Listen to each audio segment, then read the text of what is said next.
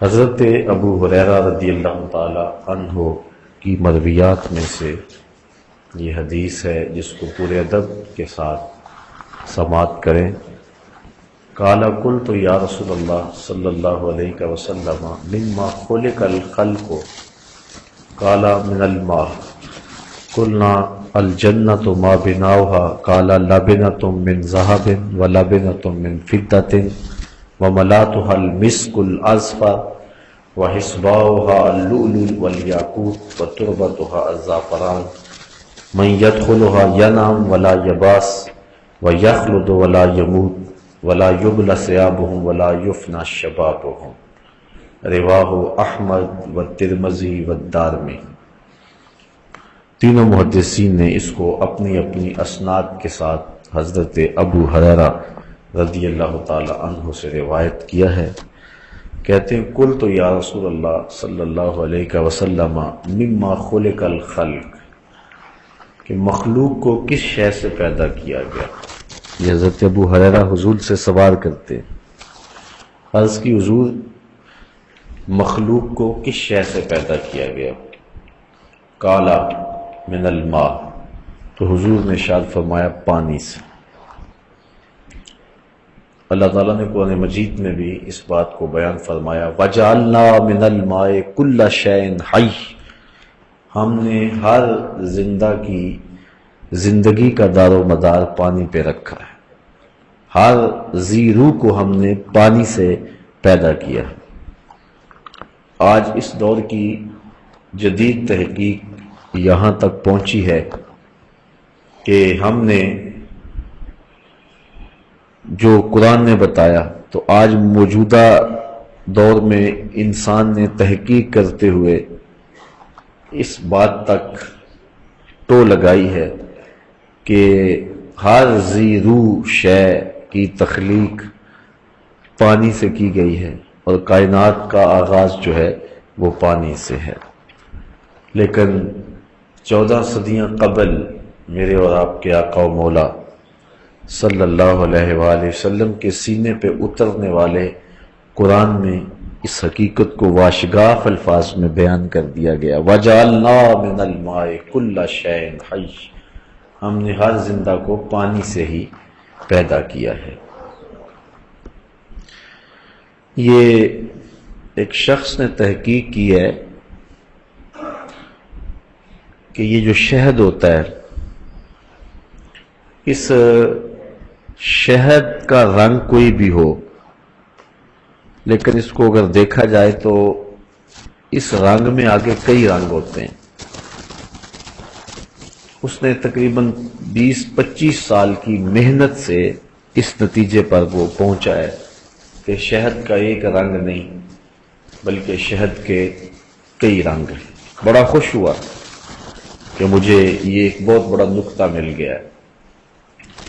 اچھا، اس نے اپنی اس معلومات کو، اپنی اس تحقیق کو، اپنے تفحص کو، حاصل مطالعہ کو، تجربات کے نچوڑ کو اپنے دوستوں کے سامنے رکھا۔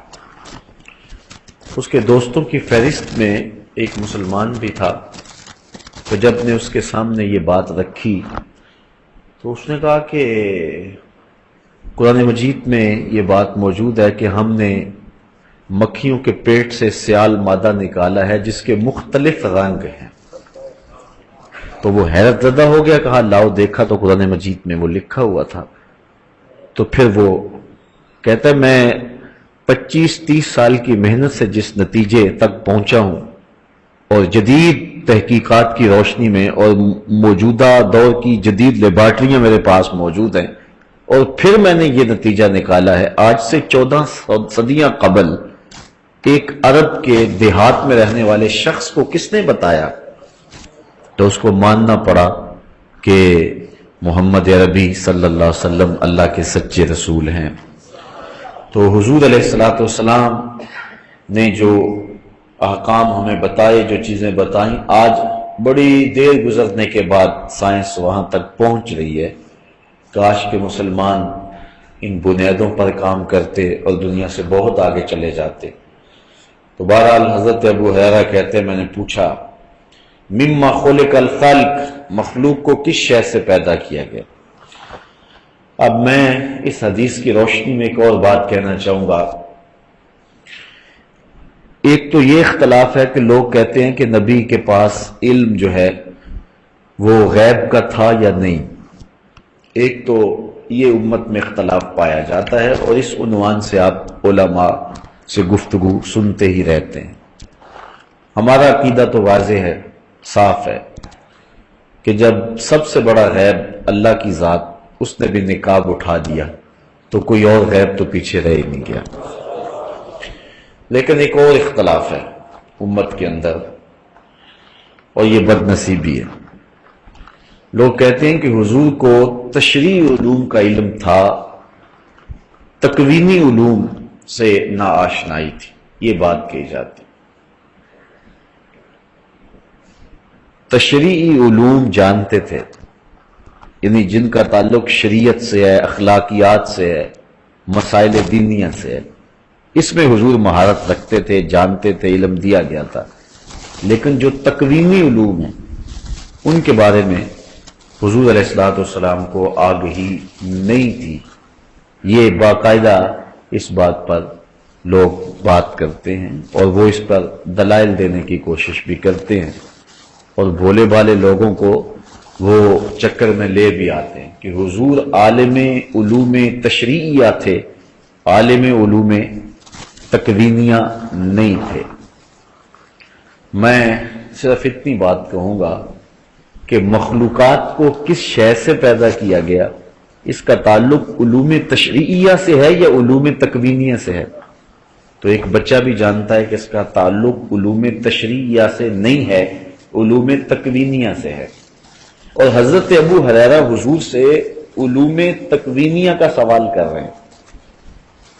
آپ یہاں ہر پیر کو آتے ہیں، کبھی کبھی سوال و جواب کی نشست بھی ہو جاتی ہے، کوئی ساتھی سوال بھی پوچھ لیتا ہے، تو میرے سے میرے ماننے والے، محبت کرنے والے وہی سوال پوچھتے ہیں جو میرے متعلق ہوتا ہے۔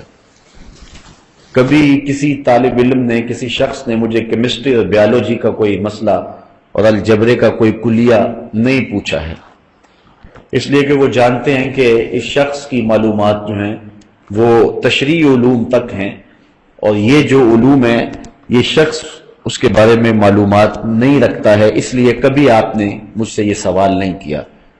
اور اگر آپ میں سے کوئی مجھے اٹھ کر کے پوچھ لے کہ پانی کا کلیہ کیا ہے، تو پھر یا تو ہم کہیں گے کہ یہ جانتا نہیں ہے، یا پھر اس کو یہ خیال ہے کہ یہ شخص جو ہے وہ یہ معلومات بھی رکھتا ہے۔ تو میں صاف کہہ دوں گا، میاں یہ بات جو آپ کہہ رہے ہیں یہ میرے مضمون سے متعلق نہیں ہے، مجھ سے تو کوئی مسئلہ پوچھیے، کوئی فقہ کی بات پوچھیے۔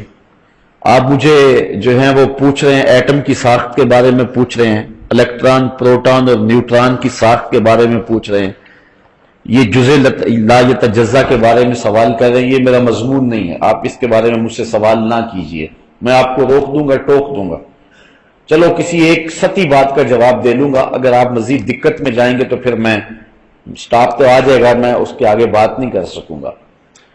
لیکن ایک صحابی حضور سے پوچھ رہے علم تکوینی کے بارے میں، تو صحابی کا عقیدہ یہ ہے کہ نبی تشریعی علوم کا بھی واقف ہے اور نبی تکوینی علوم سے بھی آگاہ ہے، اس لیے تکوینی علوم کا سوال کیا جا رہا ہے۔ تو آج کے اگر کسی شخص کو سمجھ نہیں آتی تو اس کی قسمت، لیکن صحابی کو پتا ہے کہ کائنات کی کوئی شے نہیں ہے جو میرے محمد عربی کی نگاہوں سے چھپی ہوئی ہو، اس لیے وہ حضور سے پوچھ رہا ہے مما خلق الخلق، حضور یہ بتائیے کہ مخلوق کس شے سے پیدا کی گئی، اس کا مادہ کیا تھا، اس کا میٹیریل کیا تھا، کس شے سے کائنات کی تخلیق کی گئی۔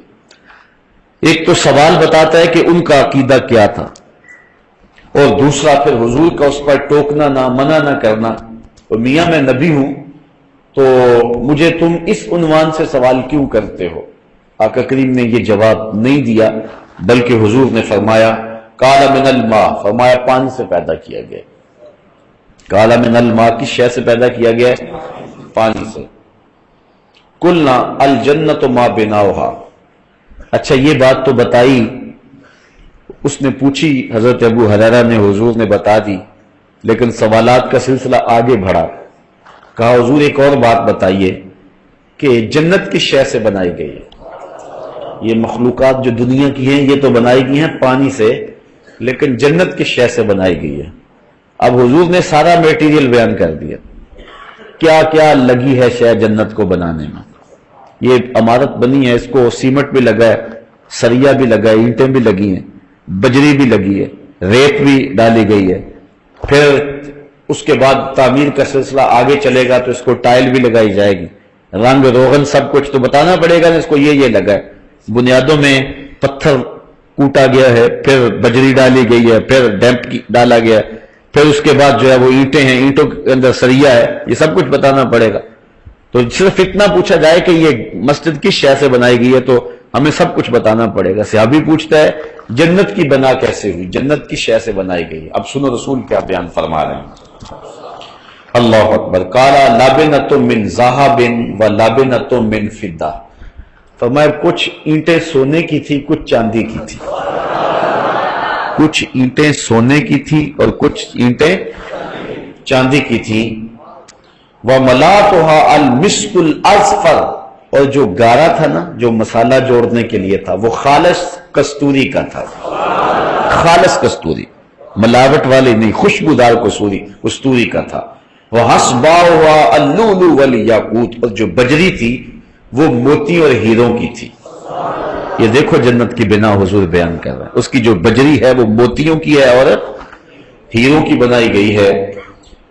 وَتُرْبَتُهَا الزَّعْفَرَانُ، اور جو اس کی مٹی ہے وہ زعفران کی ہے، جو مٹی ہے، فرش ہے، وہ کس کا ہے؟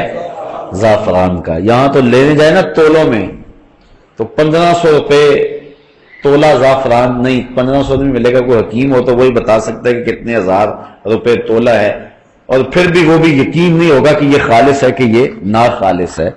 لیکن جنت کی ساری زمین زعفران کی، اینٹیں سونے کی اور چاندی کی، گارا کستوری کا، اور اس کے اندر جو بجری ڈالی گئی ہے وہ ہیرے اور جواہر کی۔ اللہ اکبر۔ یہ دیکھیے جنت کی بنا حضور بیان فرما رہے ہیں۔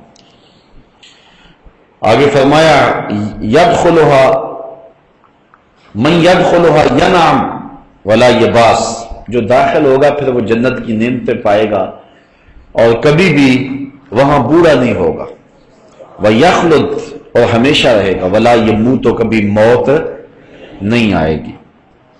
وَلَا يُبْلَى ثِيَابُهُمْ، کپڑے پرانے نہیں ہوں گے۔ وَلَا يُفْنَى شَبَابُهُمْ، جوانی ڈھلے گی نہیں، جوانی بھی قائم رہے گی، کپڑے بھی پرانے نہیں ہوں گے، بڑھاپا بھی نہیں آئے گا، موت بھی نہیں آئے گی، اور جنت سے نکالا بھی نہیں جائے گا۔ یہ کس شخص کو ملے گا؟ جو حضور کی نوکری کرے گا، جو حضور کی غلامی میں جیے گا، حضور کی غلامی میں مرے گا۔ یہاں تو کسی کی 2 کنال کی کوٹھی ہو نا تو وہ بہانے بتاتا پھرتا ہے کہ میں یار بڑے پیسے لگ گئے۔ کیا ہوا ہے؟ وہ یار 2 کنال کی کوٹھی شروع کر بیٹھا تھا، 3 کروڑ روپیہ لگ گیا۔ ایک بندے نے 11 کنال کی کوٹھی شروع کی، ابھی مکمل نہیں ہوئی ہے، وہ 6 مرتبہ مجھے بتا چکا ہے کہ اتنے پیسے لگ گئے ہیں، بس جو ہے وہ ابھی مکمل ہی نہیں ہو رہی۔ تو جس کے پاس 11 کنال کی کوٹھی ہو وہ تو پھولے نہیں سماتا کہ میرے پاس 11 کنال کی کوٹھی ہے، 10 کنال کی کوٹھی ہے، 1 ایکڑ کی کوٹھی ہے، 2 ایکڑ کی ہے، لیکن جنت کے محل یہ تو اینٹوں سے ہے نا، اور وہ بھی بڑا امیر بھی ہو، لیکن جو بنیادوں میں اینٹیں لگاتا ہے وہ کھنگر ہی لگاتا ہے، وہ اول اینٹ بنیادوں میں نہیں لگاتا۔ لیکن اللہ نے جنت میں جو محل بنایا ہے اس کی بنیادوں میں بجری نہیں، ہیرے بھرے ہیں اور موتی بھرے ہیں۔ اللہ اکبر۔ یا کہتے ہیں یار اوپر پلسٹر کاری دینا ہے نا تو 9 ایک کا مسالہ ڈال لو، وہ بھی کہتے ہیں 9 دابڑے ریت کے اور 1 دابڑا سیمنٹ کا، یار اوپر پلسٹر بھی تو کرنا ہی کرنا ہے نا، تو کوئی بات نہیں ہے، بڑی مضبوط ہو جائے گی، اور سریا بیم ڈالنا ہے تو 2 سریے کافی ہیں۔ لیکن وہاں دیکھو کہ جو مسالہ ہے وہ کس چیز کا ہے؟ کستوری کا، اور کستوری بھی ملاوٹ والی نہیں ہے۔ دیکھو حدیث کے لفظ وَمَلَاتُهَا الْمِسْكُ الْأَزْفَرُ، حضور فرماتے ہیں کہ کستوری لگی ہوئی ہے اس کے مسالے میں، اس کے گارے میں کستوری لگی ہوئی ہے، اور فرمایا وہ بھی ناخالص نہیں ہے، وہ بھی خالص لگائی گئی ہے۔ خوشبودار کستوری سے وہ محل تعمیر کیے گئے ہیں جس کی بنیادوں کے اندر ہیرے اور جواہر ڈالے گئے ہیں، موتی اور یاقوت ڈالے گئے ہیں، لال اور پکھراج ڈالے گئے ہیں۔ اللہ اکبر۔ اور اس کی اینٹیں سونے کی ہیں اور چاندی کی ہیں، اور اس طرح جنت کے محل تعمیر کیے گئے ہیں۔ اور پھر جو اس محل میں جائے گا نہ مرے گا، نہ بوڑھا ہوگا، نہ کپڑے پرانے ہوں گے، نہ گرد اڑے گی، نہ لباس پھٹے گا، اور نہ ہی وہاں سے وہ نکالا جائے گا۔ اللہ حضور کے صدقے ہمیں جنت کی بہاریں عطا فرمائے۔ یار یہاں رہ لے جھوپڑیوں میں کوئی بات نہیں، گزر ہی جانی ہے نا، کتنی گزر گئی ہے، باقی بھی تو گزر ہی جانی ہے، جو تھوڑی سی گزر جائے گی، رہ گئی ہے گزر جائے گی۔ سودا کریں، وہ سونا سودا اللہ سے خریدے۔ اللہ اکبر، اللہ اکبر۔ اللہ تعالیٰ اپنے خاص کرم سے ہمیں وہ نصیب فرمائے۔ اچھا ہم اچھے تو نہیں ہیں، اعمال بھی اچھے نہیں ہیں، تو شیخ سعدی شرازی علیہ رحمہ کا مجھے شعر یاد آیا، میرے والد گرامی اس کو بڑے ذوق سے پڑھا کرتے تھے۔ شنیدم کے در روز امید و بین، شنیدم کے در روز امید و بین، بداں را بنیکاں ببخشد کری۔ شیخ سعدی کہتے ہیں میں نے سنا ہے قیامت کے دن اللہ تعالیٰ بروں کو نیکوں کے صدقے بخش دے گا۔ اس لیے من گرچہ از پاکاں نہیں با پاکاں بستا ہوں۔ ایک شیخ کہتا ہے کہ میں اگرچہ پاک نہیں ہوں لیکن پاکوں کے ساتھ جڑا ہوا تو ہوں نا، میں حضرت شاہ نقش بند بخاری کی لڑی سے وابستہ تو ہوں نا، اس لیے اللہ میرے اوپر کرم فرما دے گا۔ کبھی آپ نے دیکھا ہے گلدستہ جو بازار میں بکتا ہے پھولوں کا، تو اس کو جو باندھا ہوا ہوتا ہے وہ تو گھاس سے باندھا ہوا ہوتا ہے، تو جو قدر و قیمت ان پھولوں کی ہے وہی گھاس کی ہو جاتی ہے۔ شیخ سعدی نے یہاں ایک اور مثال دی، فرماتے ایک دن میں حمام میں گیا تو میں نے مٹی سونگھی تو اس سے خوشبو آ رہی تھی، میں نے کہا تو مشک ہے یا عنبر؟ اس نے کہا میں مٹی ہوں، لیکن جمال ہم نشیں در من اثر کر بگر نہ من ہما خاکم کے ہستم، میں چندن پھول کی جڑوں میں بیٹھی رہی ہوں اور میرے ہم نشیں کا جمال میرے اندر تاثیر کر گیا ہوں، تو اوقات کی مٹی، ذات کی مٹی، لیکن پاکوں کی سنگت اور صحبت اور پھولوں کی خلوت اور پھولوں کی جلوت نصیب ہو گئی اور میرے من میں خوشبو بس گئی۔ اس لیے اللہ والوں کی صحبت اور نیک لوگوں کی سنگت، ان کے ساتھ نسبت انشاءاللہ مٹی کو بھی قیمتی کر دے گا اور ہماری خاک بھی ٹھکانے لگ جائے گی۔ اللہ اپنے کرم سے، اپنے فضل سے ہمیں اپنی رحمتوں کا حصار اور سایہ نصیب فرمائے۔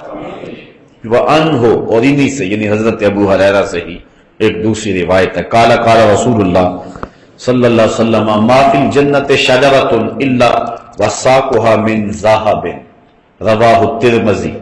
یہ بھی ترمذی کی روایت ہے، پہلی روایت ترمذی، احمد اور دارمی کی تھی۔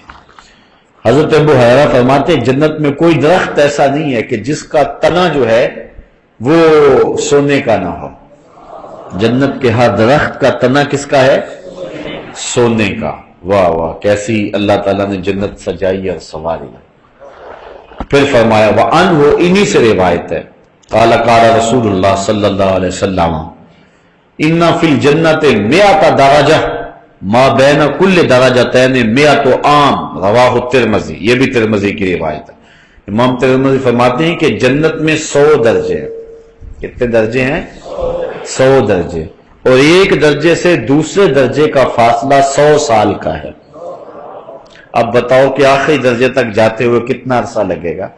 یہ درجے اللہ تعالیٰ جنت میں رکھے ہوئے ہیں اور اپنے پاک بندوں کو اللہ تعالیٰ ان درجوں میں رکھے گا اور انہیں رحمتوں سے نوازے گا۔ وعن ابی سعید رضی اللہ تعالیٰ عنہ، حضرت ابی سعید خدری سے روایت ہے، قال قال رسول اللہ صلی اللہ علیہ وسلم انا فی الجنت 100 درجہ لو ان العالمین اجتمعوا فی احداہن لواسعتہم۔ کہتے ہیں کہ جنت میں 100 درجے ہیں، اور اگر ساری خدائی، ساری کائنات ایک درجے میں چلی جائے تو سما جائے، لیکن اللہ نے 100 درجے بنائے ہوئے ہیں جنت میں۔ وعنہ، حضرت ابو سعید خدری سے ہی روایت ہے، ان النبی صلی اللہ علیہ وسلم، وہ حضور سے روایت کرتے ہیں، فی قولہ تعالی، اللہ تعالیٰ کا یہ قول، وفرش مرفوع، جو جنت میں فرمایا گیا کہ قالین بچھے ہوئے ہوں، جنت میں فرش بچھے ہوئے ہوں گے۔ قالا ارتفاعها لکما بین السماء والارض مسیرۃ 500 سنہ، کہا کہ وہ جو فرش بچھے ہوئے ہوں گے ان کی بلندی اتنی ہوگی کہ جتنی زمین اور آسمان کے درمیان ہے. اللہ اکبر. مسیرۃ 500 سنہ، اور لمبائی میں اتنے ہوں گے کہ 500 سال چلتے رہیں تو ایک قالین کا ٹکڑا بھی ختم نہیں ہوگا. اللہ اکبر. وَأَنْهُ انہی سے روایت ہے، اور یہ روایت بڑی خوبصورت. قال قال رسول اللہ صلی اللہ علیہ وسلم ان اول زمرۃ يدخلون الجنہ یوم القیامہ ضوء وجوہہم علی مثل ضوء القمر لیلۃ البدر. حضور فرمایا جنت میں پہلا گروہ جو جائے گا ان کے چہرے ایسے چمک رہے ہوں گے جس طرح 14ویں کا چاند چمکتا. یہ انبیاء علیہ السلام کا گروہ ہوگا. وَالزُمْرَةُ الثَّانِيَةُ، اور جو دوسرا گروہ جائے گا عَلَى مِثْلِ أَحْسَنِ كَوْكَبٍ دُرِّيٍّ فِي السَّمَاءِ، تو وہ ایسے ان کے چہرے چمکتے ہوں گے جس طرح آسمان پر جو ہے وہ روشن ستارہ چمکتا ہے. لِكُلِّ رَجُلٍ مِّنْهُمْ زَوْجَتَانِ، اور ہر شخص کی مخصوص 2 بیویاں ہوں گی. ویسے تو 70 حوریں بھی دی جائیں گی دنیا پر جو اس کی ازواج ہیں، اگر اعمال صالح ہوئے ان کے تو ایمان کے ساتھ اس دنیا سے چلی گئی تو وہ بھی جنت میں جائیں گی. لیکن اس کے علاوہ مخصوص 2 بیویاں اس کو عطا کی جائیں گی. عَلَى كُلِّ زَوْجَةٍ 70 حُلَّةٍ، ہر زوجہ نے 70 لباس پہنے ہوئے ہوں گے. کتنے لباس پہنے ہوں گے؟ 70 لباس. یُرَى مَخُّ سَاقِهَا مِنْ وَرَائِهَا، اور ان کی پنڈلی کے اندر ہڈی، اور ہڈی کے اندر جو گودا ہے وہ 70 لباسوں سے بھی جھلک رہا ہو. یعنی اس قدر اس کی سفیدی اور اس قدر جو ہے اس کی چمک اور اس کی روشنی اور اس کی نورانیت ہوگی. اس کو بھی امام ترمذی نے اپنی سند کے ساتھ روایت کیا. وعن انس، حضرت انس سے روایت ہے، قال یؤتی المؤمن فی الجنۃ قوۃ کذا وکذا من الجماع. قیل یا رسول اللہ اوا یتیک ذلک؟ قال یؤتی قوۃ 100. حضور نے فرمایا جنت میں مومن کو قوت دی جائے گی اتنی مردانہ قوت. قیل یا رسول اللہ اوا یتیک ذالک؟ عرض کی حضور کیا وہ طاقت رکھے گا؟ قال یؤتی قوۃ، فرمایا ہاں اس کو طاقت اس کی دی جائے گی. 100، یعنی جس طرح کہ 100 آدمیوں کی قوت ہے اس طرح ایک مومن کو جنت میں یہ قوت اور طاقت دی جائے گی. وعن سعد بن ابی وقاص، حضرت سعد بن ابی وقاص روایت کرتے ہیں عن النبی صلی اللہ علیہ وسلم، حضور سے، انہو کہتے ہیں حضور نے فرمایا، قال لو انا ما یکل ظفر مما فی الجنت بدأ لتزخرفت له ما بین خوافق السماوات والارض ولو ان رجلا من اہل الجنت اطلع فبدأ صابره لطمس ضوءه ضوء الشمس کما تطمس الشمس ضوء النجوم. رواہ ترمذی. حضور نے فرمایا کہ جب آدمی کے ناخن ہوں تھوڑے سے تو کچھ میل وغیرہ ناخن میں پھنس جاتی ہے. وہ جو جنتی کے ناخنوں کے نیچے چیز ہوگی وہ میل تو نہیں ہوگی، وہ تو مشکی ہوگی نا، وہاں میل تو ہوگی، تو وہ اتنی قیمتی ہے. یعنی جنتی کی باقی نعمتیں تو ہیں، جو صرف ناخنوں کے نیچے جو میل آپ سمجھ لیں وہ جنت کی، وہ اتنی قیمتی ہے. ما یکلو ظفر مما فی الجنہ بدا لتز خارفت لہو ما بین خوافق السماوات والارض. فرماتے اگر وہ چھنک دے نا، وہ ایسے کر دے اور وہ نکل کے گرے، آسمان اور زمین تک جتنی جگہ ہے حتیٰ کہ زمین و آسمان کی جڑیں بھی روشن ہو جائیں. اب بتائیے کہ کتنی قیمت ہے اس کی. اللہ اکبر.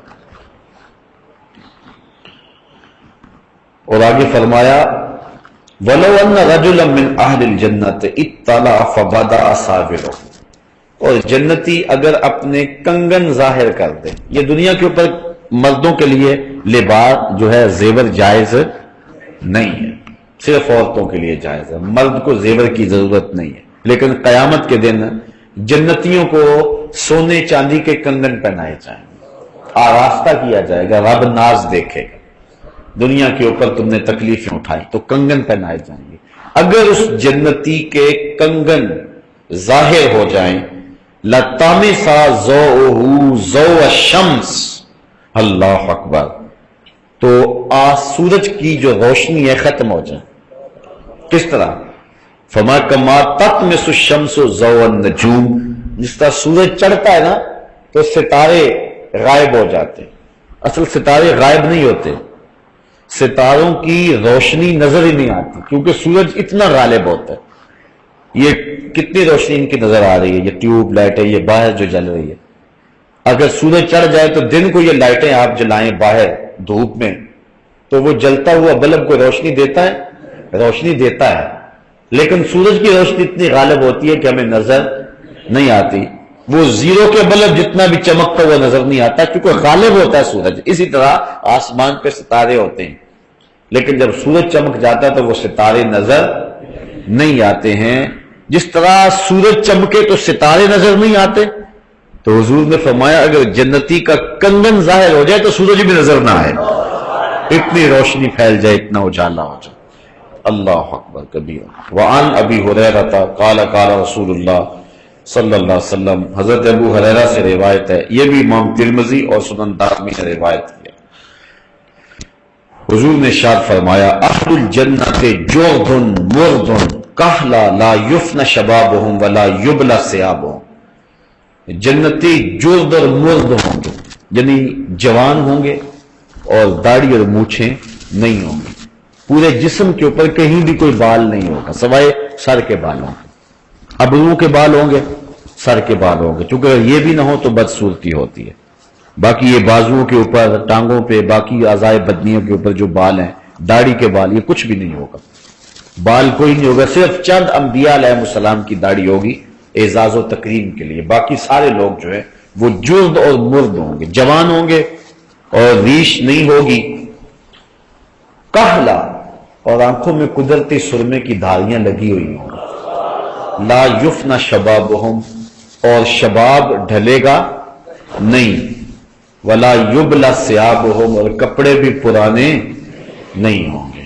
اس پر ایک اور حدیث دیکھ لے، حضرت معاذ بن جبل روایت کرتے ان النبی صلی اللہ علیہ وسلم قال، حضور نے ارشاد فرمایا یدخل اہل الجنت الجنت جردا مردا مکحلین ابناء ثلاثین او ثلاث و ثلاثین سنۃ، رواه الترمذی.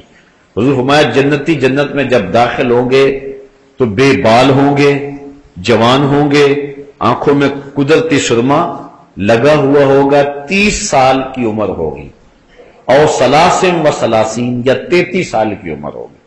زیادہ لوگوں کا قول یہی ہے کہ حضرت عیسیٰ علیہ السلام جب آسمان پہ اٹھائے گئے تھے تو ان کی 33 سال عمر تھی. 33 سالہ جوان ہوں گے، لیکن 33 سال کے اندر جا کر کچھ آثار بڑھاپے کے پیدا ہونے لگ جاتے، لیکن ایسا نہیں ہوگا. لیکن عمر 33 سال کے لگ بھگ ہوگی، جرد اور مرد ہوں گے، بڑھاپے کے آثار نہیں ہوں گے، کپڑے جو ہے وہ پرانے نہیں ہوں گے، چھوٹے نہیں ہوں گے، سرما لگا ہوا ہوگا. اللہ اکبر. تو اس حالت کے اندر جو ہے جو بھی جنت میں جائے گا، اگر کوئی بوڑھا بھی ہے تو جنت میں جوان ہو کے جائے گا. اس لیے ایک عورت آئی حضور کے پاس، بوڑھی خاتون، عرض کی حضور میرے لیے دعا کرو میں جنت میں چلی جاؤں. فرمایا بوڑھی عورتیں جنت میں نہیں جائیں. اچھا، اس نے رونا شروع کر دیا. فرمایا نہیں، بوڑھی عورت تو جنت میں جا ہی نہیں سکتی. اس نے اور رونا شروع کر دیا. پھر آقا مسکرائے، فرمایا جو بھی جائیں گی جوان ہو کے جائیں گی، بوڑھی کوئی نہیں جائے گی. تو یہ حضور کا مزہ تھا جو حضور کبھی کبھی فرما لیا کرتے تھے. تو اس لیے یہاں اگر کسی کو گھٹنوں سے اٹھا نہیں جاتا اور کمر میں درد رہتا ہے، سر میں شدید درد ہے، پولیو کا مارا ہوا ہے، دکھوں کا مارا ہوا ہے، بڑے دکھ ہیں، تکلیفیں ہیں، لیکن جنت میں نہ کوئی تکلیف، نہ کوئی پولیو، نہ کمر درد، نہ سینے کا درد، نہ کوئی مرض، نہ کوئی بیماری. آج تو کسی کے کپڑے بیچارے کے پھٹے پرانے، اس دن ایسا نہیں ہوگا. کپڑے بھی نئے، لباس بھی خوبصورت، چہرہ بھی خوبصورت، چاند بھی شرمائے، سورج بھی شرمائے. اللہ اکبر. تو یہ جنت اللہ تعالیٰ نے اپنے بندوں کے لیے تیار رکھی ہے. بندوں کس طرف لگے ہوئے ہو؟ اللہ کہتا ہے میں نے جنت تمہارے لیے سجائی ہے، تم تصور بھی نہیں کر سکتے جو میں نے وہاں تمہارے لیے بنا دی ہے. تو آؤ ذرا تم جو ہے اس جنت کے لیے. لوگ آج پیرس کو دیکھنے کے لیے بے تاب ہیں. وہ جائیں نا آپ کبھی وہاں جو ایمبیسی میں، تو وہاں لوگوں کا شوق ہوتا ہے جب وہ ملتا ہے نا جو ہے وہ پاسپورٹ ہے، تو اس وقت اس طرح دل لوگوں کے دھڑک رہے ہوتے ہیں، رنگ اڑا ہوا ہوتا ہے کہ کہیں میرا جو ہے وہ ویزا ہی نہ رہ جائے. اور پھر جب وہ کھولتے ہیں تو پھر اگر ویزا نہیں لگا ہوتا تو میں نے دیکھا کئی لوگ ایسے گر پڑنے لگے، اور جن کا لگا پھر وہ خوشی سے آنسو ان کے آ رہے ہوتے ہیں، جی ویزا لگ گیا. یار پیرس کا ویزا لگ گیا تو خوشی میں پھولے نہیں سمائے، تو پھر کیا مزہ ہوگا جن کا جنت کا ویزا لگ گیا، تصور بھی نہیں ہو سکتا. اس کے لیے اپلائی کر دو، اپلائی کر دو، اور پھر معرفت حضور کی لکھ دو. انشاءاللہ یہ اللہ کے کرم سے یہ ویزا لگ جائے گا. اور جس کا لگ گیا اللہ تعالیٰ فرماتا ہے وجوہ یومئذ ناعمہ، اس دن کچھ چہرے تر و تازہ ہوں گے اور کچھ چہرے اس دن جو ہیں وہ مرجھائے ہوئے ہوں گے. چہرے سے پتہ چلے گا یہ جنت میں جا رہا ہے یا جنت میں جا رہا ہے. کچھ لوگ کچھ چہرے ہنس رہے ہوں گے، ضاحکہ کے لفظ آتے ہیں، مستبشرہ، اور ان کے اوپر جو ہے وہ بشارت ہوگی، خوشی ہوگی، لوگ کہیں گے یہ جنتی جا رہا ہے. اور کچھ لوگوں کے چہرے لٹکے ہوئے ہوں گے اور سخت پریشان ہوں گے. دنیا میں تو جیسے بھی تھی زندگی، کاش کہ یہ زندگی ٹھیک ہو جاتی، لیکن اس دن پھر پچھتانے سے کچھ نہیں ہوگا. آج حضور نے سب کچھ بیان کر دیا، بتا دیا کیسے جنت کا نقشہ کھینچا رسول کریم نے. اللہ کو کثرت چھوڑی، شوق پیدا ہوتا ہے کہ نہیں جنت کا. یہ حضور شوق دلا رہے ہیں. نعت خواں کہتا ہے کہ مجھے نہیں ضرورت جنت کی. عجیب بات ہے بھی تجھے. میں ایک عاشق رسول کو دیکھا مدینے میں، تو وہ بڑا غصے میں تھا وہ ایجنٹ پر. میں نے کہا جی میرا ٹکٹ نہیں لگ رہا ہے. میں نے کہا یار تم تو کہتے ہو کہ مدینے کے بغیر جی نہیں لگتا، مدینے میں جی نہیں اب لگ رہا ہے تمہارا. تو عجیب سی کہانیاں ہیں. حضور نے تحریف دلائی ہے نا، حضور نے جنت کا نقشہ کھینچا ہے نا. ایک ایک چیز جو صحابہ کو بتا رہے ہیں، صحابہ آگے بتا رہے ہیں. حضور صحابہ اللہ محبوب کو بتائے کہ محبوب میں نے تیرے غلاموں کے لیے ایسی سونی جنت بنائی. محبوب آگے اپنے غلاموں کو بتائیں، غلاموں آئے ہیں دکھ تمہیں، بدر میں تکلیفیں سہی ہیں تم نے، احد میں تم نے تکلیفیں سہی ہیں، لیکن حوصلہ رکھو تمہارے لیے رب نے بڑا کچھ بنایا ہوا ہے. اور پھر صحابہ آگے تابعین کو بتائیں، تابعین آگے تبع تابعین کو بتائیں، وہ آگے پھر بتائیں، وہ آگے بتائیں، وہ آگے بتائیں. اچھا اب آگے کہتے ہیں ہمیں لوڑ ہی کوئی نہیں جنت کی. عجیب بات ہے، تمہیں نہیں ہوگی، ہمیں تو بڑی لوڑ ہے، ہم تو جائیں گے جنت میں انشاءاللہ. ہمیں تو آرزو ہے، اس لیے کہ ہمارے آقا بھی تو جنت میں ہی ہوں گے نا، اس لیے حضور بھی وہاں ہوں گے. حضرت شیخ شہاب الدین سہروردی سے آپ کے ایک مرید نے سوال کیا. مرید پوچھتا ہے حضرت کہ اس دنیا میں سب سے افضل جگہ کون سی ہے؟ شیخ فرمانے لگے بیٹے وہی جگہ جہاں حضور تشریف فرما، یعنی مدینے کی وہ مخصوص جگہ جہاں جلوہ فراز. تو کہا پھر ہم جنت کی آرزو کیوں کرتے ہیں؟ ہم جنت کی آرزو کیوں کرتے ہیں؟ شیخ نے نہیں کہا کب ہم کرتے ہیں، اساں جنت کی کرنی ہے. شیخ نے نہیں کہا. کہنے لگا بیٹا جب حضور یہاں ہے دنیا پہ تو یہ جگہ افضل ہے، جب جنت میں جائیں گے تو جنت افضل ہوگی. اس لیے تو ہم جو ہے وہ حضور کے پیچھے پیچھے، جدھر جدھر حضور ہوں گے ہم بھی حضور کے پیچھے پیچھے. تو اس لیے یہ ہماری آرزو ہے، اور یہ دعا مانگا کرو کہ اللہ جنت عطا فرمائے. جو کہتا ہے کہ مجھے لوڑ نہیں، مرضی اس کی، لیکن ہمیں جنت چاہیے، چونکہ اس جنت کی تحریف ہمیں حضور نے دلوائی ہے. جنت کی تحریف ہمیں حضور نے دی ہے. اب حضرت اسماء بنت ابی بکر رضی اللہ تعالی عنہا، حضرت ابو بکر صدیق رضی اللہ تعالی عنہ کی صاحبزادی نے بھی حدیث بیان فرمائی ہے، ذرا وہ بھی سنیں. چونکہ آج کل حضرت ابو بکر صدیق کے ایام چل رہے ہیں، لہذا کیسا گھر تھا، گھر کی بیٹیاں بھی حضور کی حدیثیں بیان فرماتی. حضرت اسماء رضی اللہ تعالی عنہا بنت ابی بکر قالت فرماتی ہیں سمیت رسول اللہ، کہتی ہے میں نے بھی حضور سے سنا ہے، کیونکہ حضور ان کے گھر آیا کرتے تھے. اور پھر ان کی سکی ہمشیرہ حضرت عائشہ رضی اللہ تعالیٰ عنہ، یہ حضور علیہ السلام کی زوجہ محترم تھی اور یہ ادھر بھی جایا کرتی تھی. پھر مدینے کی عورتوں نے عرض بھی کیا تھا حضور سے، عرض کیا حضور ساری موجیں مرد ہی اڑا رہے ہیں، ایک دن ہمارا بھی مقرر کر دے، ہمیں بھی کچھ عطا فرمایا کر. پھر حضور نے ہفتے میں ایک دن خواتین کے لیے مقرر فرمایا تھا، کسی مقام پہ عورتیں جمع ہوتی تھی اور حضور جا کے انہیں ارشادات فرمایا کرتے تھے. اس لیے صحابیات نے ڈائریکٹ حضور سے سنا ہے. حضرت اسماء رضی اللہ تعالیٰ عنہ فرماتی ہیں سمیت رسول اللہ صلی اللہ علیہ وسلم، میں نے حضور سے سنا، وذکر لہ سدرۃ المنتہا، حضور کے سامنے سدرۃ المنتہا کا ذکر کیا گیا. سدرۃ المنتہا کا ذکر کیا گیا کالا یسیر الراکب فی ظل الفنن منہا مئۃ سنہ، تو حضور نے ارشاد فرمایا سدرہ ایسی ہے کہ جس پر 100 سال اگر کوئی سوار چلتا رہے تو ختم نہ ہو۔ وَيَسْتَظِلُّ بِظِلِّهَا مِئَةُ رَاكِبٍ، یا حضور نے یہ فرمایا کہ اس کے سائے میں 100 سوار جو ہیں وہ بیٹھ جائیں تو اس کا سایہ ان کے لیے کافی ہو۔ شک کا راوی فیا، راوی کو شک ہوا ہے کہ حضور نے وہ کہا تھا یا یہ کہا تھا۔ فیہا فراش الذہب کأنّا تمرھا الکلال، اس میں جو ہے وہ چمکدار پتنگے ہیں۔ فراش کہتے ہیں یہ جو شمع کے گرد نہیں ہوتے وہ پتنگے ستنگے، وہ کیا کہتے ہیں اسے، پروانے۔ تو فرمایا کہ اس کے اوپر جو ہے وہ چمکدار جیسا سونا چمکتا ہے، اس طرح کے پروانے۔ اور وہ پروانے کون سے ہیں؟ فرشتے، وہ اللہ کے نوری فرشتے جن کے پر سونے کی طرح چمکتے ہیں۔ جس طرح شمع کے گرد پروانے ہوتے ہیں، سدرہ کے درختوں کے ساتھ وہ فرشتے لٹکے ہوئے ہیں۔ اللہ اکبر۔ کأنّا ثمرھا الکلال، اور فرمایا کہ اس کا پھل ایسا جس طرح مٹکے ہوتے ہیں، جس طرح مٹکے ہوتے ہیں، اور مٹکوں کے اندر ایسا ہے پھل میں جس طرح مکھن نہیں بڑا ہوا ہوتا، ان بٹنوں کے اندر وہ جو ہے وہ گودا بھرا ہوا ہے۔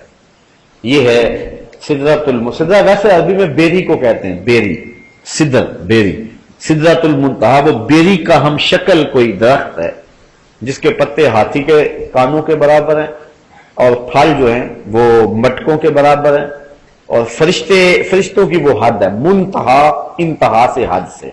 یہ نیچے والے جتنے فرشتے ہیں سدرہ پہ جا کے رک جاتے ہیں، آگے نہیں جا سکتے، اور جو اوپر والے فرشتے ہیں ملائے اعلیٰ کے اوپر والے، وہ اوپر سے آ کر کے سدرہ پہ رک جاتے ہیں، وہ نیچے نہیں آ سکتے۔ نیچے والے اوپر نہیں جا سکتے، اوپر والے وہ بارڈر ہے، سرحد ہے۔ جبریل چونکہ نیچے والے فرشتوں کا استاد ہے، لہذا جبریل بھی آگے نہیں جا سکتا۔ جبریل بھی جہاں جا کے حضور کو کہا حضور بس میں اب یہاں رک جاتا ہوں، آپ آگے جائیں۔ بدو گفت سالار بیت الحرام، اے حامل وحی برتر خرام، حضور نے کہا وحی لایا کرتا تھا، اب آنا آگے۔ جو در دوستی مخلصم یافتی، انانم سے صحبت چراتا آفتی، مجھے تو نے مخلص پایا، میں نے نبیوں کی امامت کروائی ہے، تیرا ہاتھ پھر بھی نہیں چھوڑا، تو اب تم میرا ساتھ کیوں چھوڑ رہے ہو؟ عرض کی اگر یکسر منہ برتر پرم، فروغ تجلا بسوزد پرم، لو دنو تو خط وطن لا ترک، تو اگر میں ایک بال بھی آگے بڑھوں تو جل کے راکھ ہو جاتا ہوں۔ جبریل بھی رک گئے، نور بشر دا جھگڑا چلیا تے سدرہ تے جا کے گل مک گئی۔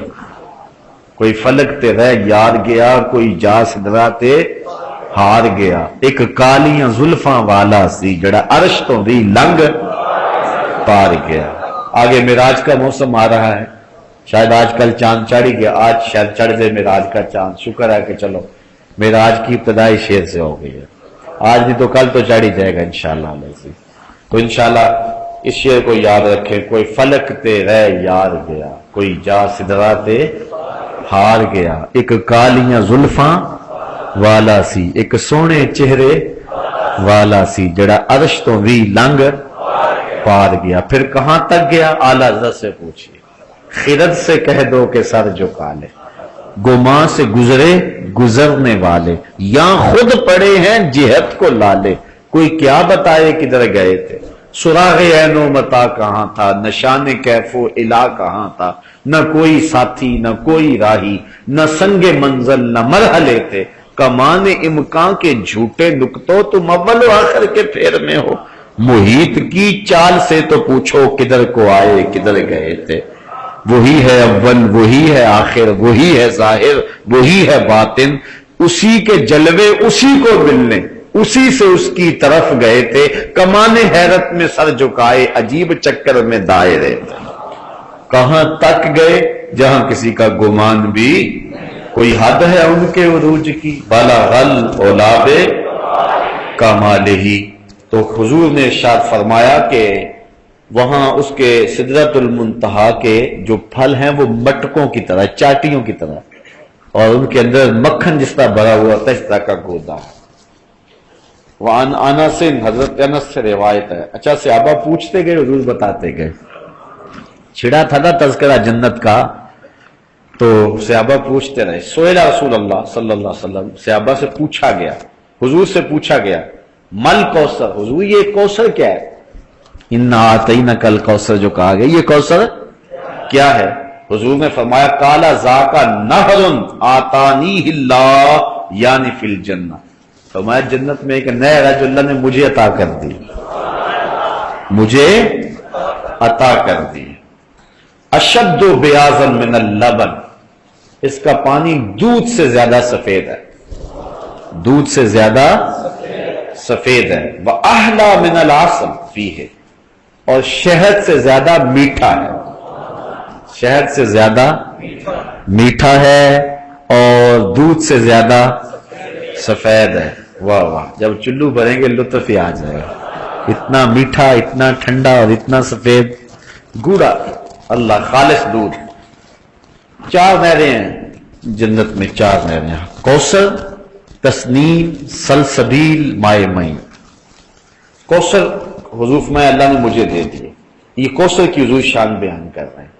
اللہ اعلیٰ حضرت فرماتے ہیں ٹھنڈا ٹھنڈا میٹھا میٹھا، ٹھنڈا ٹھنڈا میٹھا میٹھا، پلاتے وہ اور پیتے ہم ہیں، پلاتے وہ اور پیتے ہم ہیں. اور اعلیٰ حضرت نے ایک اور جگہ، جس کی 2 بوند ہیں کوثر و سلسبیل، ہے وہ رحمت کا دریا ہمارا نبی. تو کہا احلی من العسل فیہ تیر، اللہ تیرے منہ میں کوثر کا پانی ڈالے. اور جنہوں نے نعرے کا جواب دیا، اللہ ان کے منہ نے بھی مائے معین، سلسبیل اور تسنیم کا پانی ڈالا. اللہ خیر کرے سب کی، اور انشاءاللہ اللہ حضور کے صدقے کو جنت عطا کرے انشاءاللہ. بڑی امید ہے، مایوس نہیں ہے انشاءاللہ. گناہ گار تو بڑے ہیں، گناہ گارم و لیکن خوش نصیب. اس نے کہا ہوں تو گناہ گار لیکن ہوں خوش نصیب، اس لیے کہ میرے دامن، میرے ہاتھ میں دامن تو محبوب آپ کا ہی ہے نا. تو لجپال پریت نو توڑ دے نہیں، جدی باں پھڑ دے انہوں چھوڑ دے نہیں. اس لیے ہمیں امید ہے کہ ضرور اللہ خاص کرم فرمائے گا اور ہم حضور کی قربت میں انشاءاللہ جنت میں ضرور پہنچیں گے. اللہ ہمیں جہنم سے بچائے اور جنت عطا فرمائے. اللہ اکبر. ایک حدیث میں آتا ہے کہ پیالے ستاروں کی طرح ہوں گے جس سے وہ جام سے کٹورے بھر بھر کے پیئیں گے. اللہ اکبر. یہاں تو بندہ کہتا ہے کہ اب 2 گلاس 3 گلاس 4 گلاس آگے تو میں پی نہیں سکتا، لیکن وہاں کوئی مسئلہ ہوگا جتنا مرضی پیتے جاؤ. کبھی نہر پہ بیٹھ کے پیو، کبھی گھر بھی لے آؤ، کبھی پھل کھاؤ جنت کے. اللہ اکبر. چلو اللہ نے موقع دیا تو جنت میں چلے گئے تو اکٹھے کر لیں گے سب کو. آج کل تو لنگر کا مسئلہ ہوتا ہے نا کہ لنگر اتنا زیادہ کہاں سے پکائیں، وہ ادھر سے نہر کے کنارے پہ درس قرآن کر لیا کریں انشاءاللہ. حوض کوثر کے کنارے پیتے جاؤ اور سنتے جاؤ. اللہ اکبر. پھر انشاءاللہ یہ مجلس یاد آئے گی. اللہ نے اگر نصیب کیا، اللہ اپنے کرم سے نصیب فرمائے. امید رکھے انشاءاللہ اللہ خیر کے دروازے کو. تیرن فیہ تیرن آناکہا کآناک الجزر، حضور نے فرمایا حضرت انس سے، کہا وہ جو جنت ہے نا، جنت اس میں وہ کوثر کی نہر ہے جو دودھ سے زیادہ سفید ہے اور شہد سے زیادہ مٹھی ہے. یہاں جو نہریں ہوتی ہیں ان میں مچھلیاں ہوتی ہیں اور مرغابیاں ہوتی ہیں. تو اس میں بھی ایک جانور ہوگا، اس میں بھی مرغابیاں ہوں گی. وہ کیسی ہوں گی؟ سنو حضور نے کآناک الجزر، جس طرح اونٹ کی گردن ہوتی ہے اس طرح ہوں گی. شکل بڑی خوبصورت اور اس طرح کے شتر مرغ ہوں گے. اچھا قال یا رسول اللہ، قال عمران، حضرت عمران نے کہا ھذہ لناعمۃ، قال رسول اللہ صلی اللہ علیہ وسلم اکلتها انعم منها. عرض کی حضور پھر تو مزہ ہی آ جائے گا. حضرت عمران نے کہا، وہ بھی پاس ہی بیٹھے تھے، کہا کہ حضور پھر تو مزہ ہی آ جائے گا جب اس نہر کے اندر وہ جانور چل رہے ہوں گے، اونٹ کی گردن جتنے جانور اس طرح چل رہے ہوں گے. حضور نے فرمایا مزہ تو آئے گا لیکن جب کھاؤ گے تو اور ہی آئے گا. یعنی وہ جو جانور ہے وہ شکار بھی کرو گے، اس کو بھونو گے بھی، اس کو کھاؤ گے بھی. تو حضور نے ارشاد فرمایا آقا لاتوہا انعم منہا، فرمایا جب کھاؤ گے نا جنت پھر سمجھ آئے گی کہ یہ لطف کیا ہے اس کا۔ اللہ اکبر۔ مجھے ذرا تصور میں مجلس نبوی لاؤ نا، جب حضور بیان کر رہے ہوں گے اور صحابہ سن رہے ہوں گے اور یوں مکالمہ ہو رہا ہوگا، صحابہ پوچھ رہے ہوں گے، حضور بتا رہے ہوں گے۔ اللہ اکبر۔ اب اس پر ایک اور روایت حضرت بریدہ رضی اللہ تعالی عنہ سے سنیے، وقت زیادہ ہو گیا۔ ان رجلا قال یا رسول اللہ هل فی الجنت من خیل۔ اچھا، عرب لوگ گھوڑوں سے بڑا پیار کرتے تھے۔ ایک صحابی نے عرض کی حضرت بریدہ نے کہ کہتے ہیں ایک شخص نے عرض کی یا رسول اللہ جنت میں گھوڑے بھی ہوں گے؟ جنت میں گھوڑے بھی ہوں گے؟ قال ان اللہ ادخلک الجنہ فلا تشاء ان تحمل فیها علی فرس من یاقوت یاقوتۃ حمراء یطیر بک فی الجنہ۔ کہ اللہ نے چاہا تو جنت میں گیا نا تو سرخ یاقوت کا بنا ہوا گھوڑا تجھے ملے گا جس پر بیٹھ کے تو جنت میں اڑے گا بھی، صرف دوڑے گا نہیں، وہ فضا میں پرواز بھی کرے گا۔ ایسو شیتا الا فعلتا، جہاں تو چاہے گا تو فرمایا وہ تجھے وہاں لے بھی جائے گا۔ وَسَأَلَهُ رَجُلًا، اچھا ایک آدمی اور اٹھ کے کھڑا ہو گیا، اس نے گھوڑے کی بات کی تو مجلس میں سے ایک آدمی اور اٹھ کے کھڑا ہو گیا۔ فقال یا رسول اللہ هل فی الجنت من ابل، حضور جنت میں اونٹ بھی ہوں گے؟ عرب اونٹ سے بڑا پیار کرتے تھے، اونٹ بھی ہوں گے؟ گھوڑے والے کی تو بات حضور نے بتا دی، اونٹ والے نے پوچھا اونٹ بھی ہوں گے؟ حضور نے ارشاد فرمایا سنو، قال فلم یکن لہ ما قال لصاحبہ، اللہ اکبر، فلم یکن لہ ما قال لصاحبہ، جو گھوڑے والے کو حضور نے کہا نا وہ اونٹ والے کو نہیں کہا، حضور نے وہی جواب اس کو نہیں دیا، بلکہ کیا کہا؟ فقال ان یدخلک اللہ الجنہ، اگر اللہ تجھے جنت میں داخل کرے، یکن لک فیہا مشتہت نفسک ولذت عینک، حضور نے صرف یہ نہیں کہا کہ تیرے لیے وہاں جو ہے وہ اونٹ ہوگا، کہا اگر تو جنت میں گیا نا اونٹ کیا جو بھی چاہے گا ہوگا، جو بھی، اگر خان صاحب کا پروگرام بنانا کہ پہرا دینا یہاں تو وہاں فرمایا جائے گا چل ان محلوں کا تو پہرا بھی دے لے، پہرے کی بھی ڈیوٹی لگا ہی دی جائے گی، جو چاہے گا اللہ تعالیٰ وہ پورا فرمائے گا۔ اور اگر ان کا یہ جی چاہا کہ کوئی درس قرآن ہی ہو جائے اور میرے ہاتھوں میں چٹے ہوں اور میں ایک ایک دروازے کو کھٹکھٹاؤں تو پھر اللہ یہ آرزو بھی ان کی پوری کر دے گا انشاءاللہ۔ اللہ نے چاہا تو جنت میں گئے تو انشاءاللہ ہماری آرزو تو یہی ہونی ہے نا، ہماری تمنا تو یہی ہونی ہے۔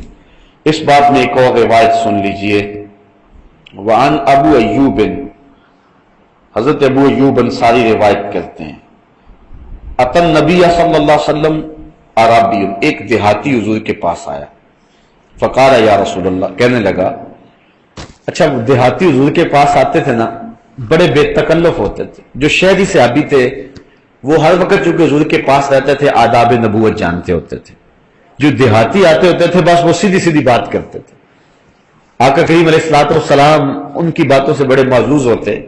صحابی فرماتے کبھی کبھی کوئی دیہاتی آتا نا تو حضور کو پکڑ کر نا یہاں کپڑے سے تو کھینچتا اور کھینچ کے پوچھتا، یہاں تک کہ حضور کا کندھا نظر آتا، ہمیں اس پہ غصہ تو بڑا آتا اس نے کیا کیا ہے، ساتھ خوش بھی ہوتے چلو حضور کا کندھا تو دیکھ لیا نا، حضور کے کندھے کی بغلوں کی زیارت تو کر ہی لی ہے، اس کے اس انداز سے اس کے بھولے پن سے ہمارا بھی تو کام بن گیا ہے۔ تو کہتے ہیں کہ وہ عربی آیا، دیہاتی آیا، فقال یا رسول اللہ انی احب الخیل افی الجنہ خیل، میں گھوڑوں کو پسند کرتا ہوں تو کیا جنت میں گھوڑے ہوں گے؟